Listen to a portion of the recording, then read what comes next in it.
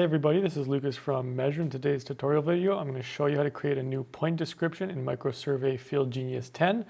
So let's get started. I have a sample project already open here. And first we want to click on no description on the bottom here, no DESC. If I click that, it's going to bring up our entire Automap library. So you can scroll through and see all the ones that are already in this project. Now if I want to create a new one, I click add. I'm going to enter the new code. So let's just call this one test. We click OK. And now we have all of our options. So summary is going to be our name. We can change our point symbol. So let's try selecting one here.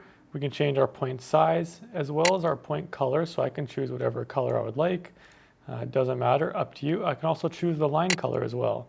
So let's choose a nice green here. I can also change the layer name as well.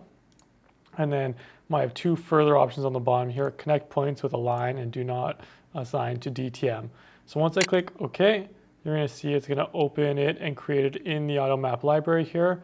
So then I'll click my X here, go back, and now I can start adding that point description in. Thanks everybody for watching.